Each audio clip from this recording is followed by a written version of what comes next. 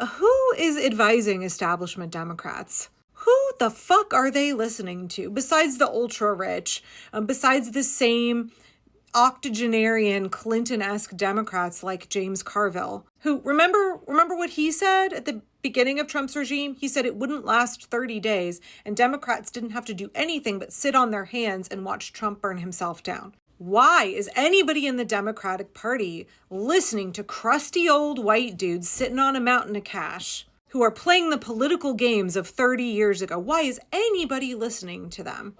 We are absolutely seeing old white establishment Democrats not equipped for this moment in history. They do not have what it takes. And yet they're holding on to their power and refusing to step aside for the good of democracy. And not even that, they think they have good ideas. They think they have the plan to save America. How did your mild-mannered corporate interest politics work out for you under the Biden administration? What kind of justice, what kind of accountability did you get for what Trump did in 2020? How did those tactics stop the rise of fascism? We are watching so many young, energetic, progressive Democrats who understand the assignment. They understand what it is going to take to stop authoritarian creep and to reestablish the rule of law. My Congresswoman Maxine Dexter, Maxwell Frost, Robert Garcia, Jasmine Crockett, Ayanna Pressley. I mean, there are senators as well. My Senator Jeff Merkley, Chris Murphy. We've watched relatively obscure Senator Chris Van Hollen come out of the woodwork, make a strong and vigorous stand and hold the line. And yet we still have establishment Democrats who are doing all of the wrong things, who are not listening to the will of the people, who are driving the approval ratings down and down and down, who do not understand what is required of them in this moment. They're still about protecting their interests. They're still playing let's pander to the right. Let's actively try to move the Overton window to the right. Look at what Gavin Newsome is doing. Calling what is happening to Kilmar Abrego Garcia a distraction instead of understanding it is the core thing that we need to be focusing on. It is the big threat to everybody who lives in the U.S., whether you are an immigrant who is here as a permanent resident, whether you are an American citizen. And Newsome just whoosh, completely whiffed that one. Meanwhile, he's too busy pandering to Charlie Kirk and throwing homeless Californians under the bus for big business. I know that people think Newsome is handsome and they thought he was going to be the next charismatic candidate for president. But to me, he just kind of gives smarmy, slimy, used car salesman politician vibes. He seems very much interested in serving himself and the advancement of his own career above all else. And that means he doesn't actually have an ethical position. He's willing to be a chameleon and pivot to whatever he thinks will improve his ratings, which I personally find reprehensible. But Gavin is not the only one from the slightly younger set of establishment Democrats who do not know what the fuck they're doing, who are not equipped for this moment. But they really confidently believe that they've got the plan that is going to protect their corporate interest, secure their power and position, and bring us back to what America was before Trump. They don't understand that what we actually need is accountability. We can't go back to where we were in October because all of the foundations for all of the fuckery that got rolled out starting January 20th, that was already there. What we need is not to return to an oligarchy, but instead to clean house and turn America into a democracy of, by, and for the people. Progressive Democrats understand that. My Congresswoman has talked extensively about campaign finance reform, how we need to get dark money and special interests and foreign governments out of our elections. And yet, lo and behold, today, April 24th, we see Alyssa Slotkin, former CIA analyst, going the way of Gavin Newsome, absolutely bungling what should be an easy assignment. I mean, the work is really hard, but looking to experts on authoritarianism, looking to historians, understanding what has been successful in restoring the rule of law and democracy in other nations and even in our own history, and then being prepared to meet the moment with effective tactics. That's not actually that difficult of a thing to wrap your brain around. But I suppose it is for establishment Democrats who want to continue the system where they are kind of controlled opposition, where they really are about propping up corporate interest, and they don't want those corporate interests to have to take accountability. They don't want to have to take accountability. They don't want meaningful change. They want to take us back to something that wasn't working for anybody in America. They just look at polling data and they look at the fact that Trump won by this tiny, tiny margin. They look at the fact that the House and the Senate were taken over by MAGA Republicans. And they're like, oh, what we should do is we should swing farther right. We should move the Overton window to the right so that we can pull in those conservative voters.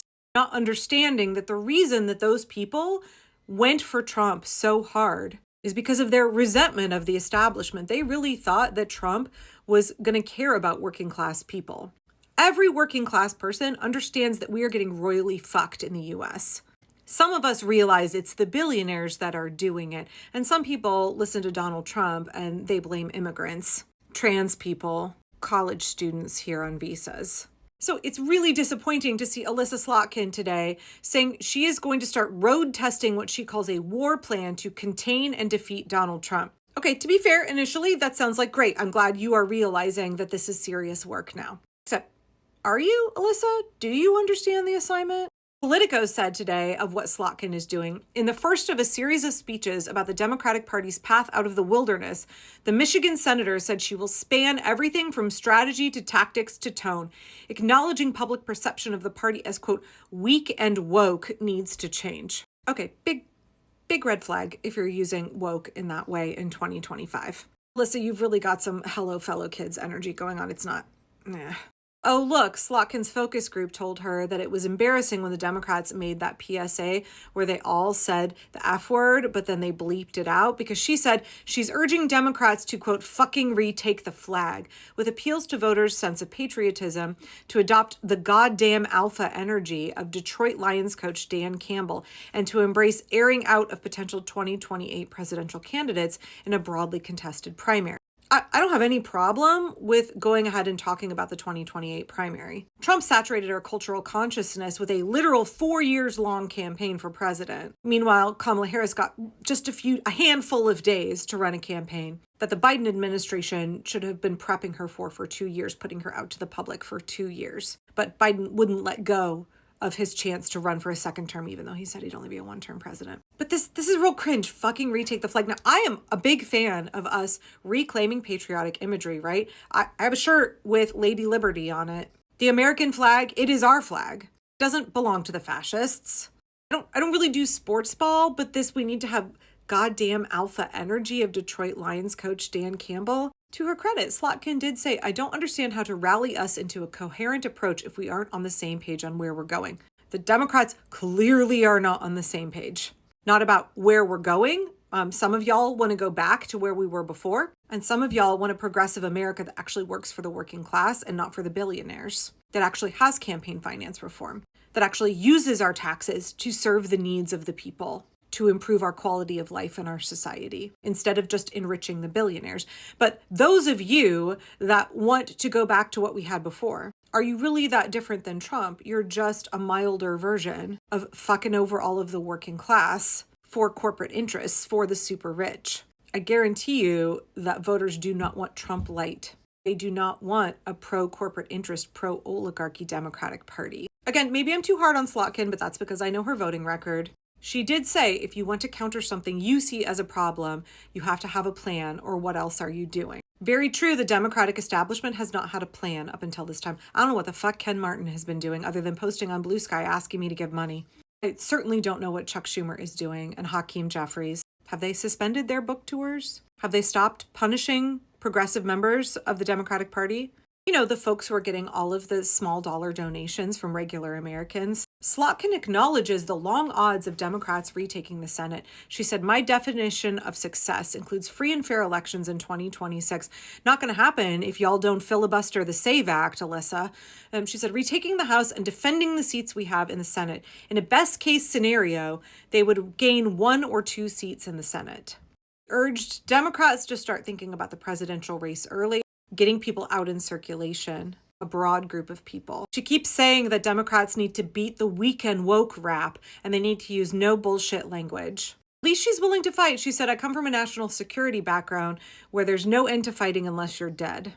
We do need more fighters, and maybe I am looking at her too negatively. But the whole tone that she's giving here, is this really what the voters want? Who is advising her? Is it Chuck Schumer? Is it the James Carvilles? Is it the we should be less progressive folks? That's not who Democrats are donating to. That's not who's getting the approval ratings. I don't think that's how we're going to win elections. So I look forward to seeing what her whole not weak and woke plan is.